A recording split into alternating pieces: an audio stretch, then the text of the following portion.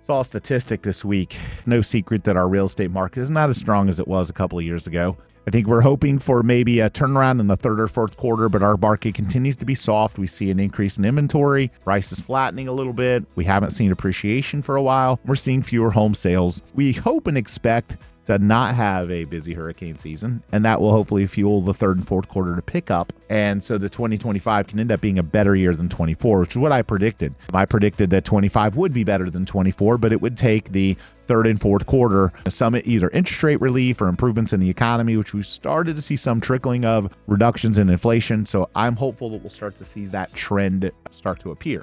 But price reductions are surging in Tampa Bay. Saw a statistic recently that ranked states by the highest share of homes that saw price reductions. And Florida was second in the country. 25% of homes saw price reduction.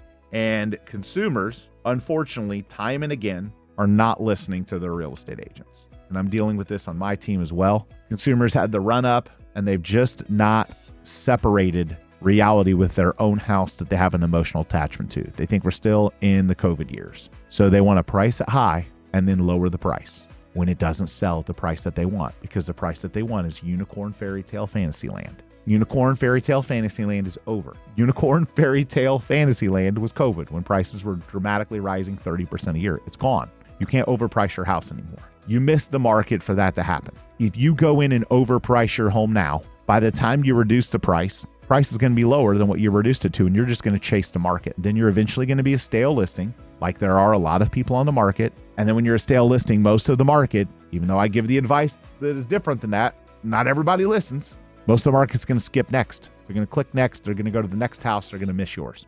25% of homes had to reduce their price. And guess what? Would have happened if those 25% of homes didn't reduce their price and just listed the price that they reduced it to at the beginning.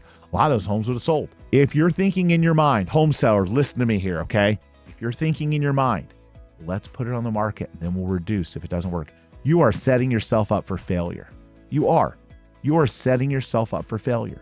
If you're going to put your house on the market at a number that you think the market really won't even support, which is the whole reason why in your mind you're thinking, well, if it doesn't move, we'll reduce it. Just reduce it. Get it down. Make it competitive. Your best chance to get an offer right now is the first month. If you overprice your house and then by the second or third month, you're upset at your realtor, all because you sold them on the idea that your house should be priced higher, even though they told you otherwise. Sellers, get real with your price.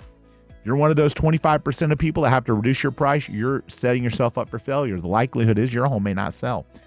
You may just fight the battle down. Just keep lowering until you look like you're at the bottom of the barrel, and then some investor is going to come in and lowball you. You're setting yourself up for failure. The best opportunity to get the most money for your home as a home seller is at the very beginning with a proper price. If you don't price it right at the beginning, you're not going to sell. It's just not the market for that. When prices were rising, you could miss. You could overprice your home and the appreciation in the marketplace would catch up. Prices now are doing the opposite of that. You price your $450,000 house at $500, then a month later you lower it to $475. And then a month later, you lower it to $450. And guess what? It's not $450 anymore. Now it's $425. Then a month later, you lower it to $425. But now it's been on the market 100 days. Even if it's the right price, everyone thinks something's wrong with it. Sellers are going out with flawed logic that the market is what it used to be. You can't overprice your home anymore. If you have to price your home and reduce it, the chances of your home not selling rise dramatically. Your best chance to get the most amount of money out of your house is to negotiate up, not to negotiate down. You got a house that is worth $450, price it below $450, price it at $430, get a bidding war.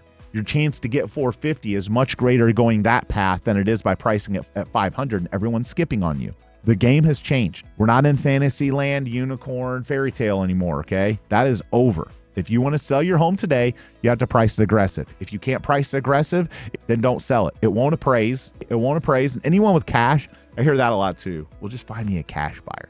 You think cash buyers are stupid? You think cash buyers want to overpay for your house? You think cash buyers want to fix your mistake? No, cash buyers aren't stupid. There's a reason they're cash. The reason they got cash to be able to buy a house to begin with, because they're pretty smart with money. They're going to look at the comps and they're going to realize you're overpriced. So sellers, if you want to help the real estate market, if you want to help yourself, you want to help Tampa not be number 2 in the country for the most price reductions, stop overpricing your houses. Start listening to your agents. Start going with the best agents, not the agents that lie to you to get a listing. Start going with the ones that tell you the truth. We just had one not long ago. House is worth 1.5 on a best day. The guy puts it on the market for like 185. Just keeps lowering it. Been on the market over 100 days. They just keep lowering. I think they're down to like 1.6 or 1.5. And eventually they're going to get to the right price. They're going to have eaten through months and months of mortgage payments, and they're going to get lowballed because the consumer is going to look at it and say, what's wrong with this house for it to be on the market so long? If you want to sell your home in today's market, get to the right price and be aggressive with it. You're not going to do that. Your house isn't going to sell.